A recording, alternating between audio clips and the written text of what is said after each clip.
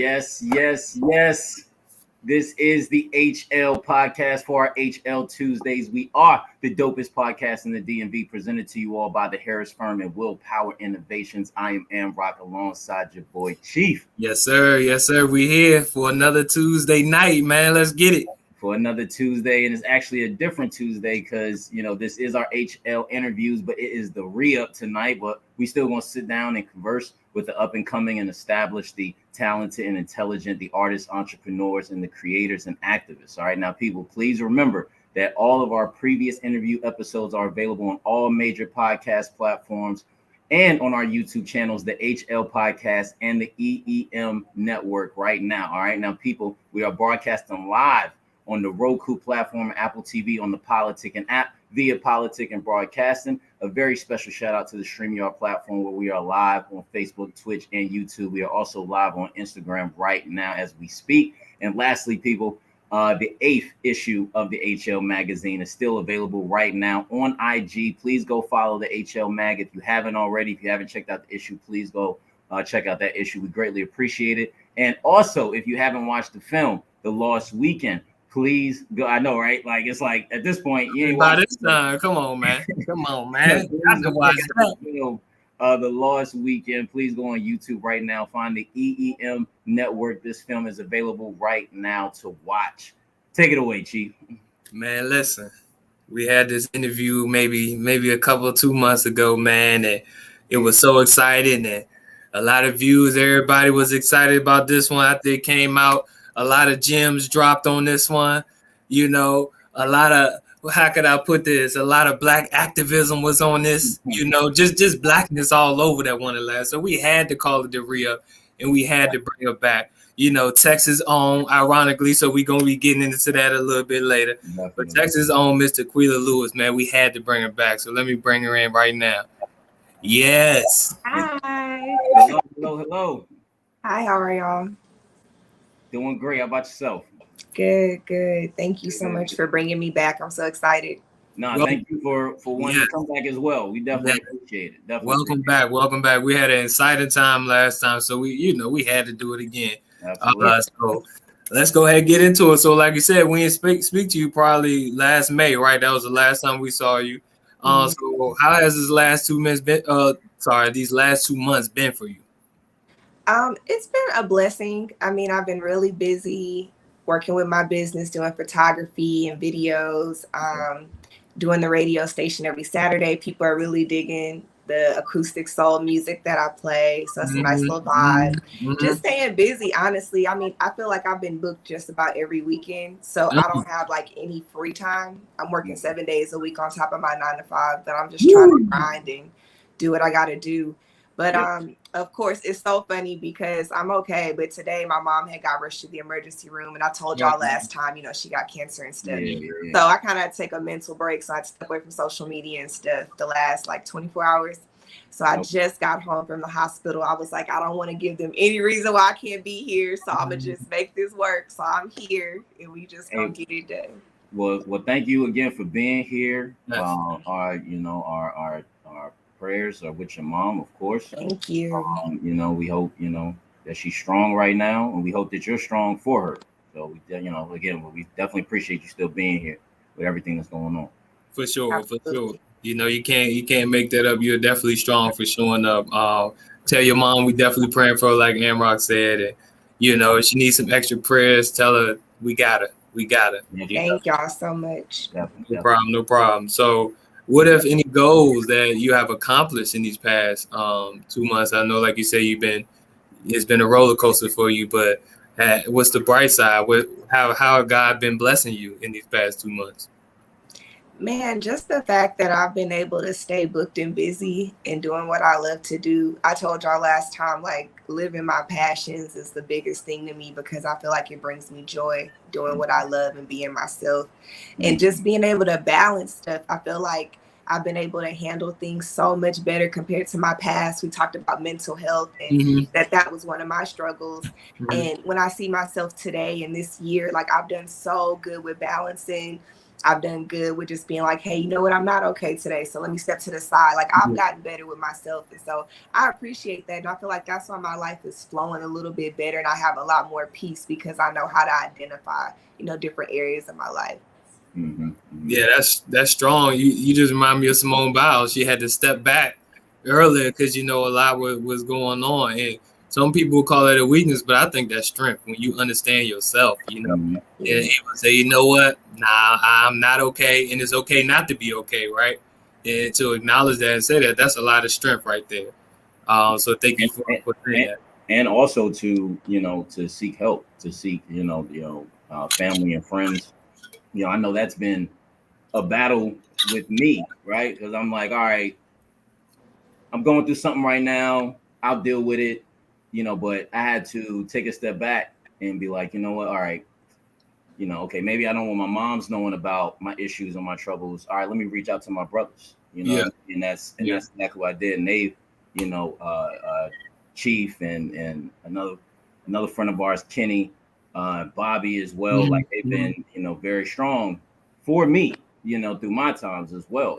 So it's just about, understanding, when you need to take a step back, but also understanding when you also need to reach out to someone and say, you know what, look, I need to talk about this. I need to talk about what's going on. You can't hold that stuff inside. It just eats you all up the head. It's so funny that you had mentioned the word strong, because one of my friends, well, really all of them, they always tell me like, you the strongest person we know. You the strongest, right? You smile and laugh through everything. And I had to tell one of my friends yesterday, like, I'm sorry, I don't want to be strong today. I said, today I want to cry, and I want to just not be okay and say that I'm not okay, because sometimes when people see you be strong, they put extra on you because they feel like, oh, she can handle it, she can take it. And it's like, I know I'm smiling and I know you see me, busy and I'm being there for everybody, but sometimes it's like I don't have the strength to do it. Sometimes I do need to break down, because if you don't let those things out and take a moment for yourself, you'll find yourself in the middle of doing something that you love and you have a complete mental breakdown and you don't even know why you're crying or what's going on. It's because you're letting stuff pile up over time. And we got that real bad in the Black community, more with our parents' generation of, what happens in this house stays in this house. So they never really got a chance to verbalize what they were going through. And I think we're just totally different. So you can actually talk about your mental health and people aren't going to like put a stigma on it or anything. It's like we're pretty open, and we even see that with the Olympics right now. A lot of Black athletes stepping back saying, you know what, my mental health is more important than entertaining you. And I think that's a powerful move. I agree. And that as a Black community, I feel like we stepped away from the concept that we created when it says it takes a village to raise a child. And that child is also that inner child in us as well, even when we're 75. We're no different than a butterfly. The butterfly is still a caterpillar at heart. The caterpillar had to go into the butterfly. So we're no different. We're still a child, at heart. And it really does take that village. And the way when we shy away from that village and try to do our own thing, oh my goodness, on our own might, it never works. It never works. But like Amrock said, man, he actually built the community of brothers, man. He reached out to all of us, and now it's like a strong, solidified foundation. So whenever we want to lean on something that's there, it really takes a village. So I agree with both of y'all. So let me ask you, what's next for Black Queen Media and Squeeze Me Healthy? So right now I do have someone that I'm trying to work with. We're trying to move into mini web series. I know that was something we talked about last time. I really want to get into film. So we're making the steps to get that started. And I'm just, we're going to see what's going to happen. Like, I try not to just be like, oh, I'm going to do this, I'm going to do that. I just want to do it. And then when I get towards the end, we'll figure it out from there. But we're taking the first steps. We're going to start meeting up, kind of get our writing process together. We have a lot of important topics in the Black community we want to cover, but not make it too traumatic, but add a little comedy, add a little realism, just touch on a lot of different areas of us. And with Squeeze Me Healthy, I'm supposed to be getting ready to do a back to school fund drive. So for anybody out there, we are still looking for students whose mothers have breast cancer. And we're basically going to donate clothes and any school supplies that they need for the upcoming school year here in Houston. That's cool. Whenever you get the flyer ready, or if you need help with the flyer, let us know. We big on support. So we'll definitely help you put that out. That's amazing. I wish we had like a hand clap, like for your standing ovation, because not a lot of people would do that. Once again, it takes a village. Yeah. It takes a village. So yeah, shout out to you. Shout out to you. Absolutely. And you spoke on a lot of topics, black topics, right? That's going on in the community. You are right there in Texas. All right. What the hell is going on in Texas? I wish I knew. Every day I wake up to something different. Now, what we're talking about, people?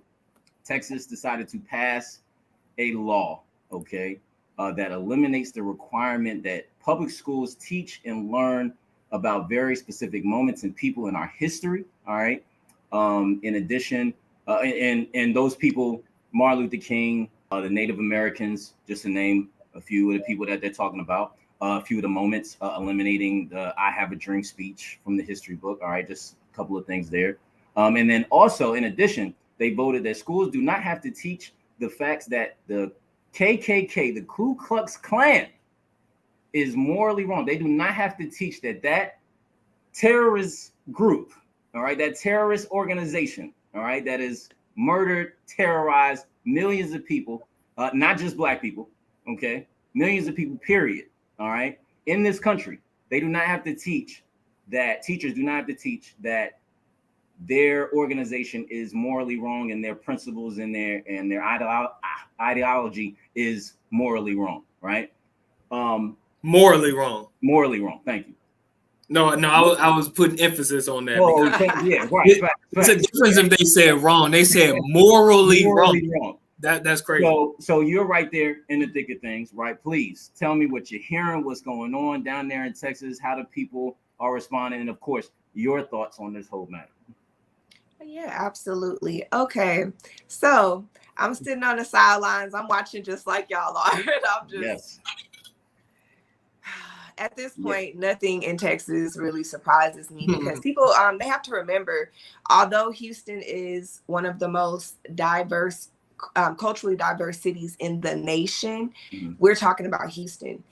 Anything outside of Houston, people, it's still conservative, small, white towns, okay? If it's not a small white town, it's a upper suburban neighborhood with a lot of more so white people who can afford to live like that. So here capitalism is very important, and they like to focus on, making sure that they maintain whatever this culture is that they call their culture. We're just gonna call it that. So when we get into schools, let's just break down the method of institution, right? Let's start with that one term, institution. It tells you everything you want to know. You can be institutionalized at the public level at school. You can be institutionalized within the penitentiary or the jail system or prison system, however you want to call it.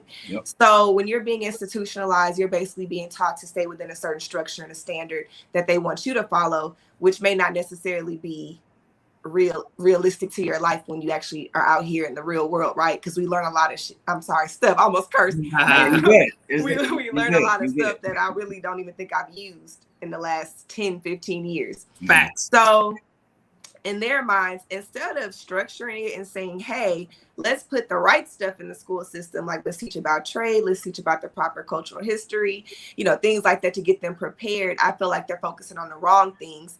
They really see that the Black community is starting to rise up. We're teaching our children about Black culture. We're not just focusing here in America, but now we're going back to Africa. We're going so deep into who we are, and they see the unity starting to rise. They see Black Lives Matter.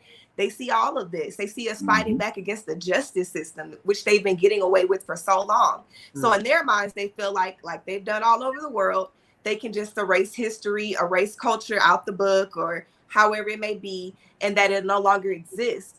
And a lot of times that is what happened. We've moved forward decades in time and we've forgotten a lot of history because they decided to erase those things. So I feel like it's more of a way to control our children, their state of mind by making sure they limit what they're learning in school. how can you take out critical race theory when this entire nation is based off of race? Race. It's off the labor of Black slaves. That's how we Right. got here. That you guys came and colonized on Native American land.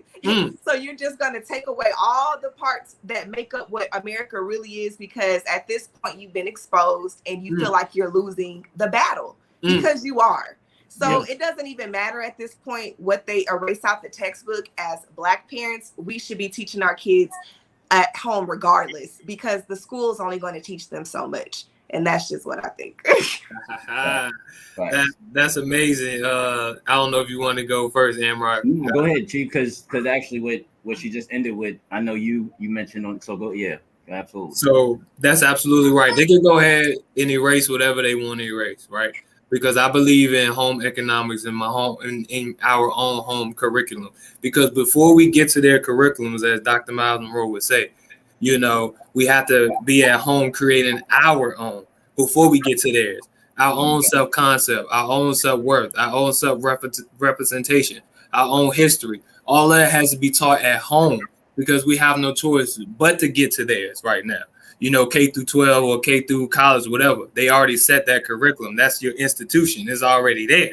But before we get that, because if we don't, we become smart people with PhDs but still hate ourselves. You know, we become smart people but still don't understand ourselves. We become smart people but love others instead of loving our own self. You know, their curriculum teach them to work for their own people, right? And we talking oppressors. If y'all didn't know, we're talking about the oppressor, which can come in any color. But that curriculum makes them want to work for them or be better. But back in the day, they were already taught to be master at 5 years old. They were already taught their self-worth, their self-concept, and who they are.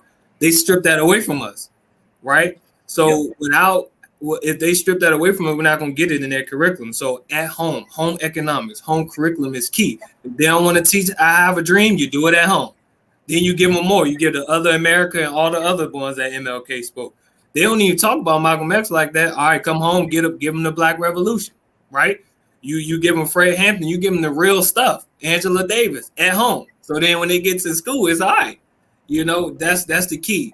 We got to teach home economics and have our own home curriculum before theirs. As simple as that. Yep, absolutely. And listen, this is what conquerors do. Okay, this is what they do. All right, they invade, they murder, right? And then they strip whatever history. First of all, they you know, if they see something they like, they, you know, they're gonna repackage it up, call it theirs, right? You know, stamp it, and then they will completely obliterate whatever history that they can possibly get their hands on that, you know, might make it seem like this culture, this tribe, this organization was intelligent. That they, you know, knew about science, they knew about technology, they knew about the history of the world, the true history of the world, right? If there's any reference to that, right, they will make sure that they destroy that. And also in doing that, you destroy education. They're trying to think of the word, I'm sorry, but I just went blank on that. But anyway, this is what conquerors do, okay?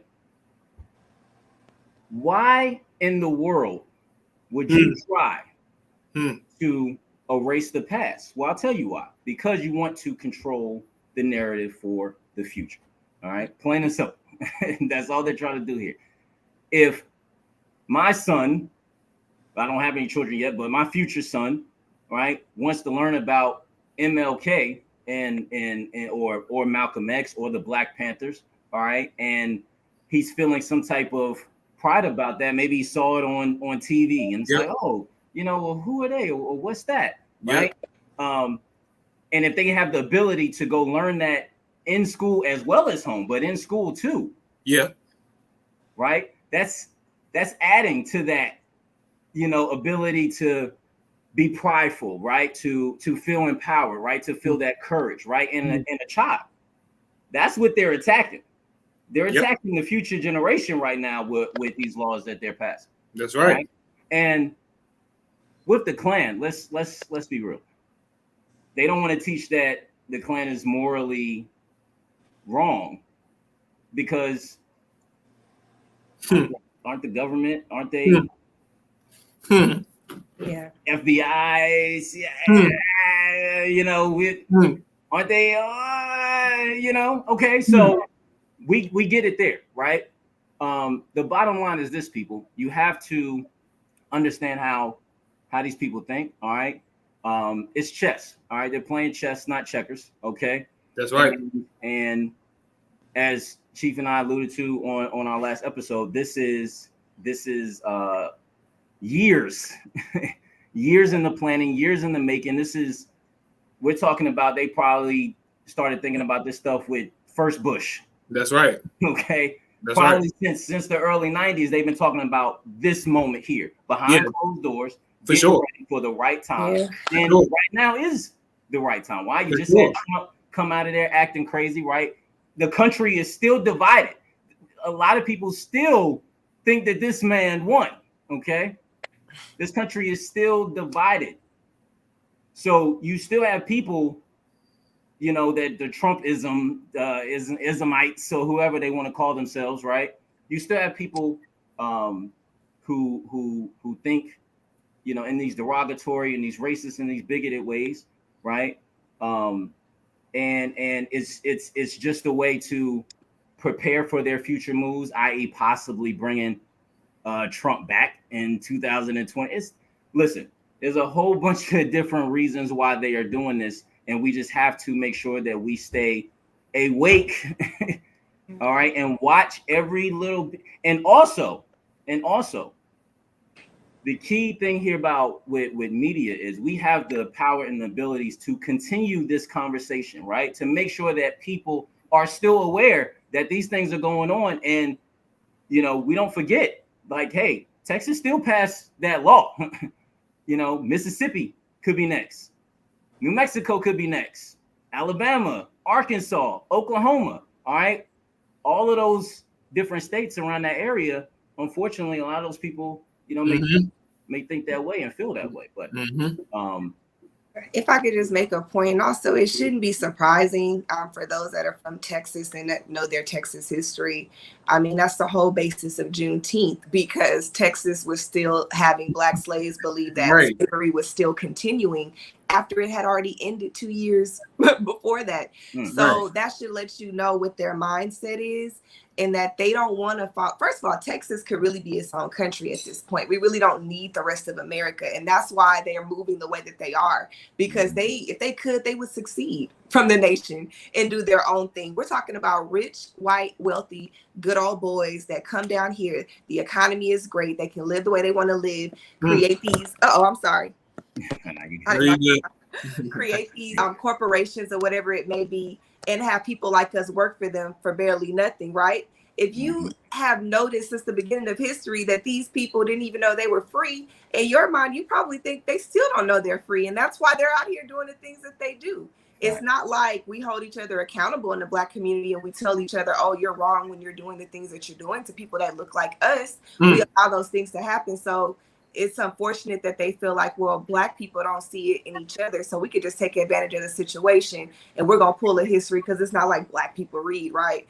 The type of things that they think. Right. It's been going on, like you said, forever. And of course, I forgot, is it How to Make a Slave or How to Build a Slave? It's like way back. They have a book, and it talked about it before they started slavery. You know, how you break down the slaves. Oh, so today, we can be as dysfunctional as we are and as divided as we are. Like, this is all a plan. And this, I think the only thing that's really fighting against it is, like you said, us having the power of social media and being able to put the truth out there the best that we can. But, you know, this isn't, like I said, this isn't anything new. This is just what it is. Fact. So Chief and I believe that this is the beginning, like as we stated, right?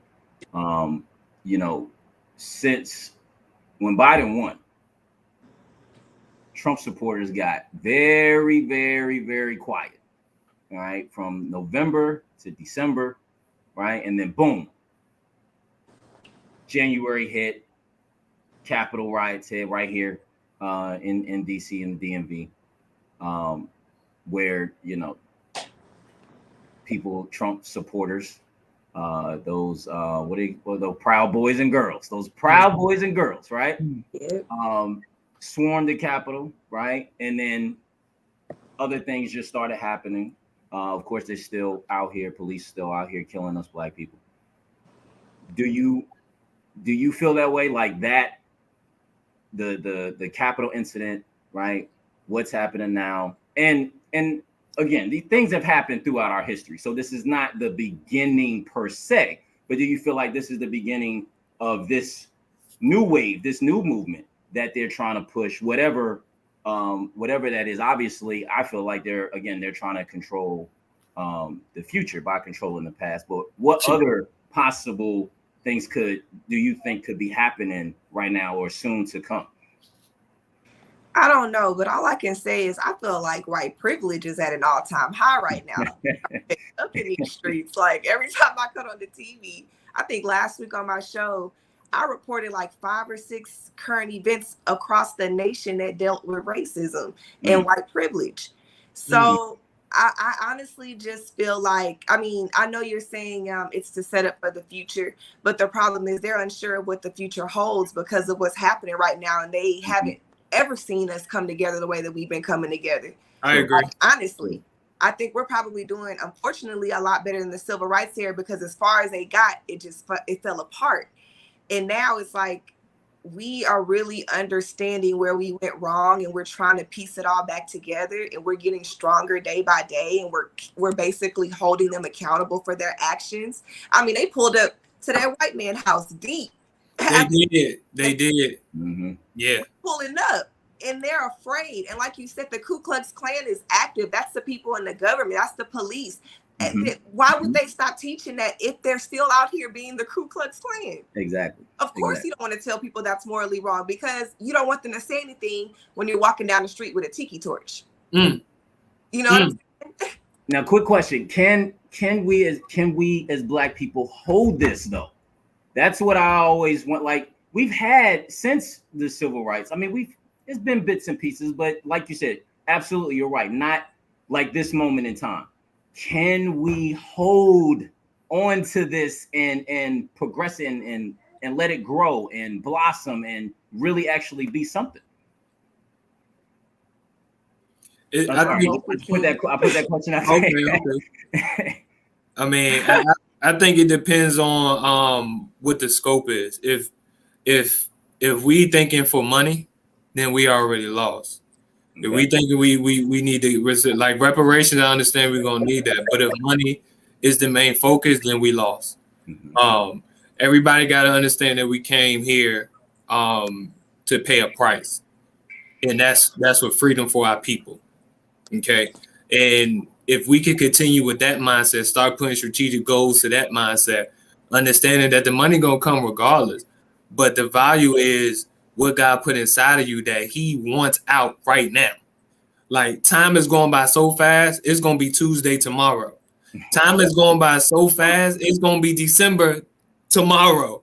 Time is just so crazy that it is 10:28 here, it's 9:28 there, and it's 7:28 on the West Coast. So we in the future, like, and y'all in the past. You ain't even lived 10:28 yet. So that's how crazy time is. So we got to understand that money cannot be the focus. If money is the focus, we lose. We got to stick to the principle of, like we said, we ain't going for that. I think we understand the value that we carry. I don't think everybody understands what's deep down inside of them, what God buried in them. But I think they understand that this comes with a price, but it's very, very valuable. It's very, very valuable, and we're not going for that. And that's why I had brought up the Olympics earlier with a lot of the athletes. I feel like they really setting the tone when they saying they really don't care about that check. They really don't care about competing or a gold medal. None of that is valuable to them over their mental health. Because when other countries and they're competing, there's a lot of racial slurs being thrown around. There's a lot of politics being played. People don't get to see that behind the scenes, and they're finally coming up and saying that, hey, they don't care about this. They need to bring that home, and let's make that into something bigger, where we're saying, you know what if one day all black people just woke up and decided we don't want to go to work today? How would that affect the economy? It just takes that little step and example to show you how big something can really be, because we're not mad that they're competing. They're mad because they just lost their entertainment. Exactly. Facts. So Exactly. situation. I mean, really, I don't want to say it's a catch-22. I mean, of course, you have to lose something, right, to gain something else. If you don't stand for something, you'll fall for anything. And Black people need to stand on that. Facts. That's a fact. Facts. That's a fact. And I'm glad you brought up the Olympics, because someone asked why the USA basketball team keep losing. And they said because the teams that they're losing to are playing for their country. They didn't go to play basketball. They came to play for their country. On the other end, we just showing up to play basketball because our Black folk really ain't rocking with our country. And I had to sit back, because sometimes people put, stuff and it don't really make you think. But when I read that, if they told me that 2 years ago, I wouldn't understand that. But now I understand you're absolutely right. The folks that's going back, that's leaving the NBA, that's going to play for France, and Nick Batum, and would have been Tony Parker back in there, all that, they're playing for their country. They love their country. I think it's hard for KD and Draymond and all them to play for the United States right now because of what's going on. And I said, dang, that's so deep. I want to ponder more on that, because it has to be, like you said, a mental thing now. And I wonder if all of them say, you know what, I can't do this. I'm done. I'm sitting out of the game. I was about to say, they still have a choice. They don't have to play. That's true. They have a choice. That's true. I mean, we got to just start saying, hey, we don't care about being on your TV, being on your radio, your games. I mean, when we keep telling them we don't care, we're messing with their money in their pockets. I mean, if they're making money, imagine how much the white man making on them. I always be saying that. Oh my goodness, that's a fact. I the Montgomery bus boycott. What did they say? What did they say? We're not going to ride on y'all buses no more. Paying y'all. We rather walk. Yeah. We want to walk. And guess what happened? They lost money. Yep. And a year later, oh, y'all can sit wherever y'all want. Of course, exactly. Y'all paying customers now. Y'all, You want to hurt the white same man concept. Pockets and see how quick he start telling what you want, what you need us to do. So now they want to apologize now because you hitting their pockets. They want that money. And they get it off of us. Find all this unnecessary stuff that we don't need. Man, that's real. Quickly, just to go back to what you said about them going to compete, I've noticed that like other countries been going hard with their culture and their flags and their outfits, and I'm like, we don't have none of that because we don't really have a culture here in America. We just got a whole lot of dysfunction. We don't know what to identify with. We coming out in front of the world, the same world that watched Trump make a fool out this whole country. Are we supposed to go compete for what? We don't even like each other. We different skin colors. They know that. Yep. It's a mindset. Basketball hasn't always been physical. It's literally 80-20. It's a 80% mental, 20% physical. I've seen dudes who had all the athletic ability and skills in the world, but lose to shrimps because their mind won't right. Okay. If your mind tell you that, I'm good, I love my country, I'm going to do this, you're going to be whoever's in front of you. Ask David versus Goliath. He was a child, but his mind was different. Our minds, and that actually lead us to Black ownership in the media, because the media, man, is so powerful, man, because it's after your soul. Dr. Miles Monroe would say it best, man. We got thousands of channels, and each one is after our soul. And what we watch is very, very key. And I actually have I have something going on EM right now, a series called Morning Vigilance Series. And it said, freedom demands us to be mindful of what we are feeding our souls. He said, whoever controls your soul controls you. He said, media isn't entertainment, it's containment. He said the word media means mediate. He also said the chances of you getting the wrong message is so high when the mediator is in question, whoever owning the media, right? Speaking of Disney, we love Disney, but they own like everything we watch. So if Disney hates us, they'll make the narrative of hating us make sense on National Geographic all the way to ESPN, right? So how important is it for us to own our own media platforms? Because some of them, like, Revolt owned and BET, and even the Black News Channel just came out. Shout out to Black News Channel. They're not owned by us, so that's another narrative, getting control whenever they feel like it. So how important is it for us to own not only our intellectual property, but our own media channels. Oh yeah, and media is very important because then we get to control the narrative that is being shown on television to our community, and we get to cover the topics that we know really matter to us. Mm-hmm. To shine this negative light all the time. We can talk about the positive. We can talk about whatever we want to talk about. But with that, like you said earlier, still the individual that's owning it, he have to know he Black. And make sure that he's looking out for us and he's putting the right things out. Now, I don't know if this is like a real thing, but if you remember back on the Boondock series, they made an episode about BET, and how, she was like trying to put all this stuff on television to really bring down Black people, just killing and rapping and about things, demeaning women and whatnot. She wanted them to continue to pump this out and feed it. And it's like, we have to make sure whoever is controlling our media in the Black community is also making sure, like you said, they're feeding the proper things to our soul and to our children, because that really does have an effect on younger minds of what they do when they step outside into the world. I know one of the things they're like debating about right now is like the Lil Nas X thing. I haven't seen any of his videos because I didn't want to see it. I didn't want to see it. I don't want to play that in my house, but I don't have anything wrong with anybody. Like I'm for whatever. But when people say they feel like propaganda is getting put in the media, sometimes it is because you're putting something in front of somebody that they weren't even asking for. You're displaying that. What if they just didn't want to be open to that? You know what I'm saying? And now they can't take that out their mind. That's forever up there. They've been exposed. So you have to be careful what you put out. So yeah, media ownership is really important, but so is the person that we make accountable for it. Exactly.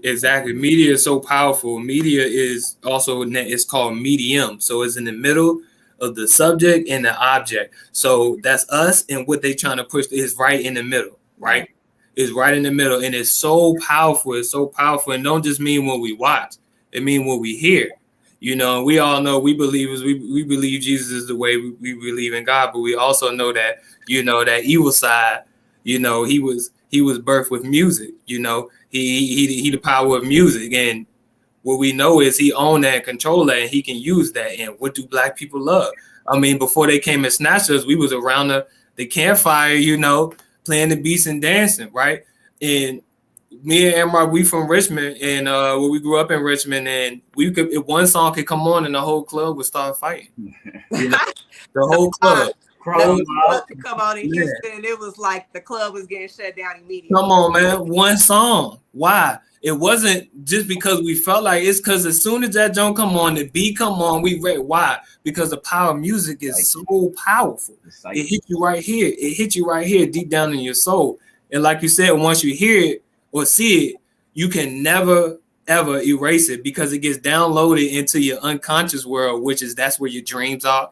That's where your belief is. When you go to sleep, when you daydream and all that, that's back there in that hard drive, and it's hard to wipe it out without you praying or asking God to get it out of there. And that's still tough because we done already seen it. It done already touched our souls. So media, man, is just so powerful. How you feel about it, Amrock? Oh, I agree. I agree with both for what y'all said. Listen, the bottom line is, again, they're trying to, and other races, I'll just put it like that, other races are trying their best to control, really now it seems like every piece of us, right? Our souls, our hearts, our thinking, our reactions, us being proactive or reactive, right? It's like you control, looking, can we go outside today? It's cops outside. Are they going to shoot us? Dang, what can I watch on the media? Like, is my, I go to school and I have to learn this. So I go to work and I have to work for this weight.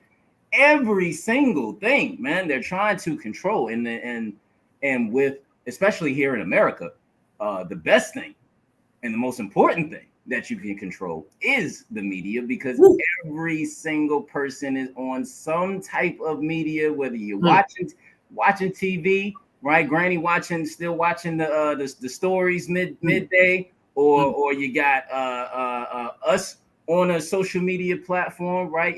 With everybody some type of way. Some people say, oh, I ain't got Instagram, but you damn sure well got a Facebook, all right, and it's the other way around, all right. You know what I mean? So the best way to control people, especially Americans right now, is through the media. And Revolt, OWN, BT, BNC, those are the black powerhouses, so to speak, right? Especially of media. So for them to be able to control that, again, it's chess, not checkers, people. That's real. That's real. In our minds is the raw material, and they can shape it however they want. It's a delicate time. It's a very delicate time. Back in the day, it was physical breaking of the slave. Now it's mental breaking of the slave, and it's strong. The attack on the black woman is now. And they're doing it through each and every media. And I want all my black women to listen. Y'all powerful. Y'all strong. Y'all push us forward even when we ain't ready. Y'all always ready. Y'all always ready to upgrade us, to make us better. Don't let this media stuff fool y'all. Y'all are great. Y'all are great. And our black men and our black boys, y'all kings, man. Keep being. Don't let them fool you. Don't let it fool you. What you see, it ain't real. It's very, very virtual in the matrix. Like, right. So be real about it. So, Tequelia, I want to get your thoughts on the Reverend Al Sharpton and our civil rights attorney Ben Crump on them. Taking over Representative Hunter Britton. I don't know if you heard about him, but he was a young white male who was gunned down by the police, similar to like a black boy. I think he was unarmed. I don't think he had anything. I think they said they seen a knife, but you know how that go. But they're representing him at a certain point in time where we kind of need this representation from these two prominent figures. If Al Sharpton show up, you already know what you're getting. And Attorney Ben Crump, he been doing his thing over this whole 2020 and 2021. So we want to get your thoughts on this, because we feel like it's a lot of black cases that they could have took over, but we also do understand the Fred Hampton's model of Rainbow Coalition. We're inclusive people, so we want to get your thoughts on that. Okay, so I've only had a chance to read a little bit about it. I actually just seen it today, so I can only give a little bit of commentary. That's good. I want to believe that there's a strategy behind it, because it's a funny situation. Here are these black attorneys fighting for a white boy that basically have been through the same similar situations that black boys go through every day. I'm sorry, white boys that black boys go through every day. So it's like it's just the irony of the situation. So maybe there's, like I said, a strategy behind it where they're trying to prove a point by using him and saying, hey, this happens to young black boys every day. Just because he's white, that doesn't mean he doesn't deserve justice at the same time, because he was still innocent in the situation, right? He was still targeted by police. He still deserves justice. And they're showing white people that we don't treat you the way that you treat us when we get called out by the police, or they videos on television and y'all still question what's right and what's wrong when it's in front of your face. We as black people, we stand on what's morally right, no matter what color you are. And so that's where I want to believe that they're coming from, because they both done so much for the black communities. They're just trying to send a message, in my opinion. I agree. You can say less on that. I love that response. Ooh, that was a strong response. Definitely appreciate that. So, normally, Chief and I will continue asking questions and do our quick five, but this is the re-up. All right, so we want our guests right tonight. Tequelia Lewis is on the platform again. We definitely appreciate you being on with us. We want our guests to ask us some questions this time around. So, Tequelia, you have the floor to ask us some questions right now. Okay. And we're kind of scared. No, I don't have a whole lot. I think I want to ask questions coming from a black woman's standpoint. Okay. Because I would love to know what a black man thinks. Okay. Chief, I know you mentioned about black ownership with the media, and then we were talking about, being responsible with who puts that information out. Being that you two have a platform and you speak to individuals like you, like other black men, what is your viewpoint on individuals like Tommy Sotomayor or Kevin Samuels using their platforms when they're talking about black women in the black community? And do you feel like there's an issue with Black men holding other Black men accountable for their actions? And do you also think that that can spew some type of hate within our own community with some narrative that they share on their platforms as well? That's a question. I'll let you go first, Imran. Okay. Put me on the spot. Okay. So, listen, Black women have been through enough. I'll just start it right there. Black women have been through enough in our history. In our history, past, present, and going into the future, right? They already tired with future stuff that people planning against the Black woman, right? It's ridiculous. Okay. Now I will say this. If we don't, I'm a Black man. I don't know, I grew up, around Black women. My mom raised me, my sisters. All right. I have Black female friends, right? And associates, but I am still a Black man. Okay. So, I'm not, I don't know, the everyday things that Black women go through, and I can't speak to that. And I can't speak to how you may all think about us, or just about life in general, or about relationships, or about love, or about sex, or whatever the case may be. I can't speak to that. So for another Black man to then critique or judge or give his statements, I mean, again, it's your opinion. But your opinion, that doesn't make it right. And then also, where do you get your thoughts and your views and your opinions from, right? Have you been married to a Black woman? Have you, how did you treat your moms, right? Like, how did you, did you have sisters? Did you have cousins or whatever? Like, were you around Black women till, okay, I can then pinpoint. Now, yeah, I have my views and opinions as well, but again, I'm not a Black woman, right? So again, it's only my opinion about the things that I've been through and my experiences with a Black woman. So I would understand if that's where they're coming from. But to be negative, to be derogatory, that is not called for. And that is not, social media is not a platform where you should be promoting that, because everybody watches social media. Okay. Black people aren't just watching, white people aren't just watching white platforms. They are watching our platforms too. Okay. This is how, they think, or they feel like they know some shit about us. All right. Or they know what's going on, because they're watching too, and they're paying attention too. Real quick, Van Latham, I think, recently went at Michael Rappaport because of the content that he was putting on his IG page about, basically derogatory images or videos of Black people either fighting or, miseducated or being ignorant or, whatever the case may be. And Van Lathan was like, yo, you have a platform of millions of followers. Do you understand, by you putting that out there, millions of people, not just Black people, are viewing that, right? So I think we just have to, before we put out our opinions and our thoughts, especially in a derogatory or negative way, especially about our Black queens, we just gotta be careful. Man. We just gotta be careful. I'm sorry. That's key. I agree. Just as Mark, I was raised by a single mother, whole bunch of sisters. So the way I view women is totally different. I respect women totally different.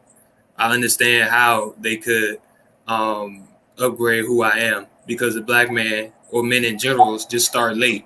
Our minds just start later than women. Y'all progress faster than us, and I noticed that as a child. So understanding the perspective of a woman it put me where I am right now. I'm wise because of my grandma. I'm wise because of my mother. Just listening to what they saying and putting me where I'm at. Glory to God, right? And I think that once we get on these platforms and start to, because we already got the music saying F of this, F of that, she can't do nothing but this, she can't do nothing but that. So we already got the music doing that to the women, But then to come on and do that, all, like Mark said, all of the culture is going to look like is they just going to add that to that what the music industry is doing, no matter what he's saying, no matter what he's saying. And a guy like that, you can't approach on social media. Dudes like that, you gotta approach them off of social media and talk to them and get them right. You wouldn't even do justice doing it on a platform where everybody can see. He has to have a face-to-face talk with a man that's not really scared of him and is able to just speak and impart wisdom inside of him and let him know, like, some of the things that you said, it may be coming from a good heart, but the way that everyone is perceiving it, we may have the same thoughts, but the way that we perceive is totally different. Not everybody getting what you're saying, my brother. You gotta check him there, and hopefully he understands it.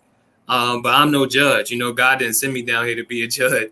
But I do see a character that's building, and it can turn very, very left very quickly. And so I just say any brothers who want to follow that mode, I just say probably no. We want to uplift each other. Yep. We want to continue to keep our queens just on a level that no one else can put them at. We got to respect them. We got to understand who they are, what they could do for our culture.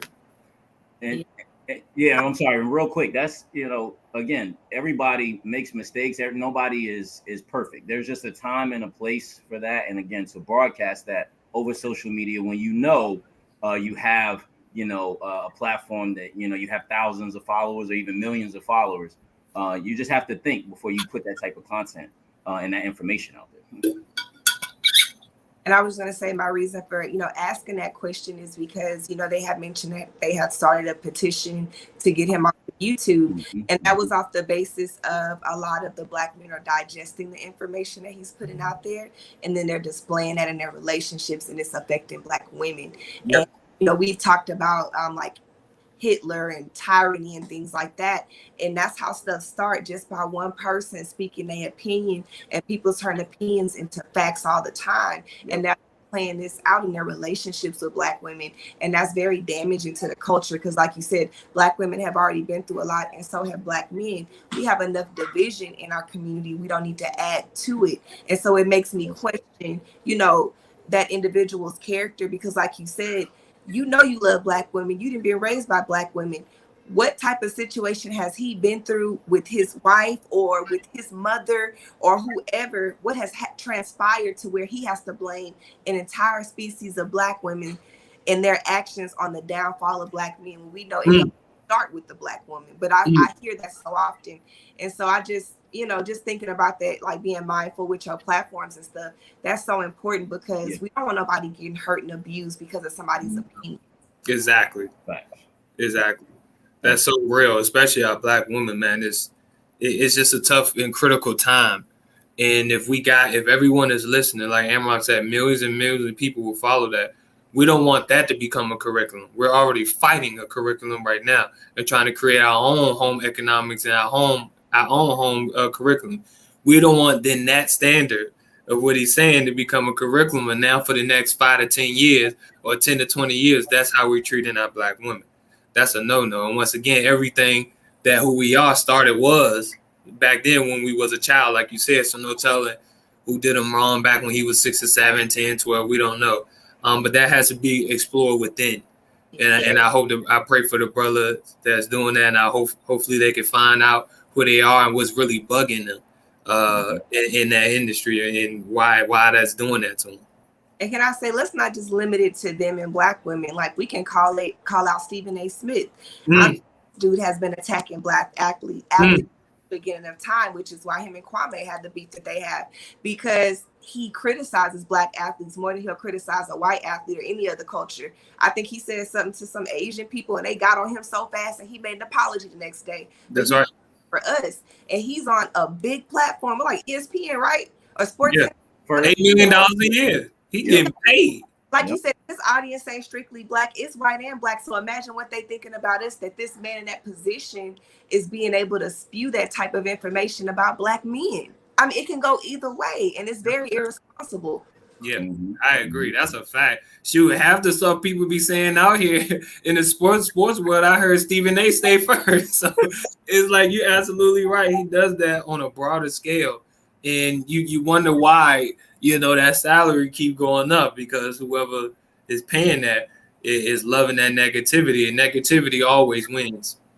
Chief, like you said earlier, right? If you're doing this for money, okay, that's just gonna throw everything off. You know, yeah, you're getting the money, you're helping out your mama, you know, you're helping out, you know, your cousins who, you know, who used to help you from getting beat up back in the day. You Mm-hmm. know, that's what money does, right? That, you know, Mm-hmm. money puts you in a nice community, you know, but also with that money comes some responsibilities, right? And if you're Stephen A. Smith and you work for ESPN, you're on First Take. ESPN is owned by who, Chief? You already know. We just said it earlier. You know, them Disney folks. Disney, right? Exactly, Right. right? So, you know, who knows what Disney's thinking is, you know, what their agenda is, right? Um, but they make sure that they get that type of personality who can, quote unquote, connect with the black and white community, just because, of course, black people, oh, it's so cool that we got a black person Mm-hmm. on the platform, and then white people, oh, it's so cool that we have a black rowdy ass Negro on the Right. platform acting crazy. So he's going to connect with both races, and that's why Disney, not ESPN, that's why Disney put him out to the forefront that the way that they do. You know, because again, they know what they're gonna get, and they know what they paid him to do. That's right. That's right. That's right. That's in the contract. Yep. That's in the contract. If, like KRS one said, he said, if there was a reward to speaking the truth, more people would do it. You know, and it was winning. You know, I meant to add the world loves negativity, and that's why it's winning. And they all do it across all platforms. And if they see prominent black figures like a Stephen A. do it, any other color is going to do it. And that's why people hate on LeBron. That's why people hated on Kobe. That's why people hated on MJ. Though they had their characteristics and who they were, you know, the way that the narrative was put, I mean, it's around the world. Why? The media, man, like we spoke about. And if one man with a lot of power said, that becomes that curriculum, that becomes a standard, and everybody else think that way. Yep. Yep. Well, thank you so much for giving y'all's insight on that, because I know it's a lot of black women. I think we've kind of gotten to the point where we think, shoot, black men just hate us, you know? Mm-hmm. And that's a hurtful feeling, because we give in life to black men for you to tell us that we're no longer valuable. And then also with the media part, I know that there was an interview on the Breakfast Club with the guy that's over Instagram, and they thought they're going to do a lot of censorship, but that the censorship is going to hurt more black content and black creators than it will anybody else. Mm-hmm. And so they were questioning, I guess, about Boosie or whatever. But one of the things that they said was, you know, when Kim Kardashian puts a photo out, it doesn't get questioned. But if somebody in our community puts out a photo, it's like you immediately try to strip us down of our culture, of everything. And this white man openly admitted, yeah, we don't understand culture, especially not when it comes to social media. So we don't know when to identify when something is wrong that you said and when something is right. Yep. Because the N-word, to you, it's racist because you use it in a racist manner. But when I'm using the N-word, it's because I'm embracing somebody, because for whatever reason, that's just how it is, right? We've taken that word and turned it into something else. Yeah. But they've skewed the line, so they don't understand that culturally. They're thinking only, oh, that's a nigger. That's how they think when they hear the word from us. Mm-hmm. And so they don't know what to do with our culture on social media. They don't. Yeah, let me say this. I believe that, you know, we underestimate white people. They know. Okay, they know. I think we tend to, like I said, we tend to underestimate what they see and what they know, and not only that, how they use it and how they manipulate it. Okay, again, you created the word, so how do you not see that word isn't still derogatory, even when you know it's derogatory towards us, but what has happened with us and black people, we've been called that so much. It's just part of the language, the lingo. The lingo. But that that is a derogatory word that we constantly use towards one another, and they sitting back and they laughing. They that bullshit with well, we're not quite sure if the word bump that. No, you are sure. You know what's going on, right? You know. I sometimes, like I said, I just think sometimes I put it like that. Sometimes I think we underestimate the other races out there, and I won't just single out white people because it's Asians as well, people from the Middle East, Africans as well, that have their views about Black Americans, straight up, like they have their views and their opinions about us, but they manipulate and they use it, again, putting Chinese restaurants in all of our communities. Why do they initially attack our community? Why? Because they know what about us? They know most of us probably ain't got no car, so we got to stay within this area, right? They know, unfortunately, the stigma is black people love chicken. Hey, we love some damn chicken, and you know what? And that's what they're gonna do. They're gonna fry up some chicken. All right, they know we like stuff quick. We like to be in and out. We like to move. Listen, as crazy as that stuff sounds, that's a fact. That makes them millions of dollars. Millions of dollars. That's as small as those bits and pieces are. Collectively, that's what's making them millions of dollars, right? That's what's pushing their agendas. Helping their kids get into the best universities or make money here, take that back to wherever they're from, right? We can't do that. They strip that away from us. I might be from Lagos, but I don't know. I might be from Sierra Leone. I might be from Egypt. I don't know. Cape Town. I don't know. Why? Hey, look, because you got to pay $100 to get that information back. They're going to make you pay $100 to get that information back. Right. Yeah. Now it's ancestry. Now we literally have to pay you to find out where the hell we came from. Where they took us from. That's crazy. I didn't even think about it like that because when I was reading it, I listened to a few clips from that earlier, and I was like, why is this guy taken from wherever the headquarters of Instagram is? Why is he in New York talking to Charlamagne, Angela Yee, and DJ Envy? And I asked that question, and then I just said nothing. I'm like, all right, I already knew Boosie was gonna say something because that was the whole point. And when you said that, Amrock, that made my mind turn. You're absolutely right. Boosie can get his Instagram taken away and come back the next day and instantly 500,000 followers will follow him. He has so much pull that, once again, like you said, they so strategic. This checkers is a child's game. They playing chess. Who can we send down there to get Boosie up off of us, right? It just makes a lot of sense because when Mark Zuckerberg went to court, he didn't go to these small little courts. He was sitting up there in front of powerful people. Powerful people. He wasn't in the Jones we would see. He in there with powerful, so what that mean? He got some pull. So he also gotta run a check. All right, go send my man down to where we thrive at to go talk to them about our guidelines. Think about that. They're playing chess. And of course, they know Boosie gonna come back, so it's just gonna be a whole bunch of things. But they know, just like whatever we wear, if I put Nike on right now, throw it on LeBron, that's billions a year. Whatever they put on us, it goes around the world. So they know if Boosie say one thing, it's going around the world. All right, I gotta come over here, I gotta check this. But once again, Mark Zuckerberg is in front of powerful people, so he gotta run checks to That man gonna go to the Breakfast Club. He probably be at Angie Martinez tomorrow. He gonna be through all the platform. He gonna be on Big Boy Neighborhood the next day because he going to run that check real quick and explain to us the guidelines of social media. When really we don't need no explaining. We just need to go ahead and make our own. Yep, that's true. Absolutely. Listen, people.